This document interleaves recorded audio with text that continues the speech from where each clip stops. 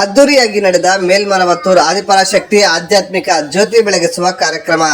ಮೇಲ್ಮರವತ್ತೂರು ಆದಿಪರಾಶಕ್ತಿ ಆಧ್ಯಾತ್ಮಿಕ ಜ್ಯೋತಿ ಬೆಳಗಿಸುವ ಕಾರ್ಯಕ್ರಮವು ಕೋಲಾರದ ಅಂಬೇಡ್ಕರ್ ನಗರದ ರೇಣುಕಾ ಯಲ್ಲಮ್ಮ ದೇವಾಲಯದ ಆವರಣದಲ್ಲಿ ಭಾನುವಾರ ಅದ್ದೂರಿಯಾಗಿ ನಡೆಯಿತು.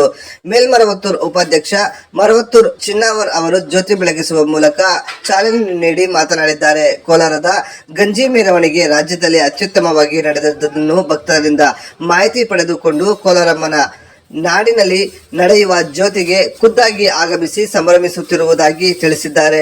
ಮೇಲ್ಮರವತ್ತೂರು ಆದಿಪರಾಶಕ್ತಿ ಶಕ್ತಿಪೀಠಕ್ಕೆ ಪರ್ಯಾಯ ಯಾವುದು ಇದುವರೆಗೂ ಆಗಿಲ್ಲ, ಮುಂದೆಯೂ ಆಗುವುದಿಲ್ಲ. ಹೀಗಾಗಿ ಭಕ್ತರು ಜಿಲ್ಲಾಧ್ಯಕ್ಷ ಶಕ್ತಿ PVC ಕೃಷ್ಣಪ್ಪ ನೇತೃತ್ವದಲ್ಲಿ ಪೀಠಕ್ಕೆ ಆಗಮಿಸಿ ದೇವಿ ಆಶೀರ್ವಾದ ಪಡೆದುಕೊಂಡು ಜೀವನ ಸಾರ್ಥಕಪಡಿಸಿಕೊಳ್ಳಬೇಕು.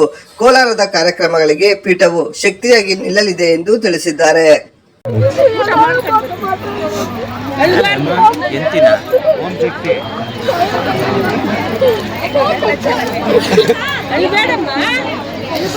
ಇಷ್ಟು ಮಾತ್ರ ಸ್ವಾತಂತ್ರ್ಯ ಇದ್ದಿಲ್ವಲ್ಲ.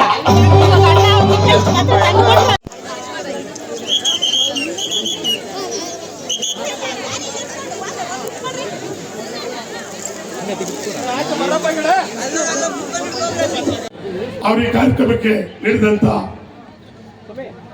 ಪ್ರೋತ್ಸಾಹ ಎಂದೆಂದಿಗೂ ಮುಂದೆ ಇದೇ ರೀತಿ ಇರಲಿ ಅಂತ ಹೇಳ್ತಾ, ದಯವಿಟ್ಟು ಈ ಕಾರ್ಯಕ್ರಮದಲ್ಲಿ ಮೇಲ್ಮರವತ್ತೂರಿಂದ, ಆಂಧ್ರದಿಂದ, ತಮಿಳುನಾಡಿಂದ ಈ ಕಾರ್ಯಕ್ರಮದಲ್ಲಿ ಬಂದು ಭಾಗವಹಿಸಿದ್ದಾರೆ. ಅವ್ರಿಗೂ ಧನ್ಯವಾದಗಳು. ಕರ್ನಾಟಕದಲ್ಲಿ ಎಷ್ಟೇ ಹೋಗಬಾರ್ದಂತ ಅವ್ರ ಕಟ್ಟಿಟ್ಟು ಮಾಡಿದ್ರು ಕೂಡ, ಅವ್ರಿಗೆ ಭಯ ಇಡಿಸಿದ್ರು ಕೂಡ, ನಿಮ್ಮ ಮಂತ್ರಗಳನ್ನ ಕಿತ್ತಾಕ್ತೀವಿ ಅಂತ ಹೇಳಿದ್ರು ಕೂಡ ಅಮ್ಮನಿಗಿಂತ ದೊಡ್ಡದು ಯಾವುದೂ ಇಲ್ಲ, ನಾವು ಹೋಗ್ತೀವಿ ಅಂತೇಳಿ ಈ ಕಾರ್ಯಕ್ರಮಕ್ಕೆ ಬಂದಿದ್ದೀರಿ. ನಿಮಗೆಲ್ಲ ಕೋಟಿ ಕೋಟಿ ಧನ್ಯವಾದಗಳು. ಜೊತೆಯಲ್ಲಿ ಈ ಕಾರ್ಯಕ್ರಮದ ಬಗ್ಗೆ ಇನ್ಯಾರಾದರೂ ಇಷ್ಟಪಟ್ಟು ಮಾತಾಡೋಕೆ ಬಯಸಿದ್ರೆ ದಯವಿಟ್ಟು ಮಾತಾಡ್ಬೋದು. ಯಾವುದೇ ಮುಚ್ಚುಮರೆ ಇಲ್ಲ. ಈ ಕಾರ್ಯಕ್ರಮದ ಬಗ್ಗೆ ಏನು ಅಂತ ನಮಗೆಲ್ರಿಗೂ ಗೊತ್ತಿದೆ. ಮುಂದೆ ಯಾವ ರೀತಿ ನಡ್ಕೋಬೇಕು, ನಾವೆಲ್ಲ ಯಾವ ರೀತಿ ಒಂದಾಗಿರ್ಬೇಕು.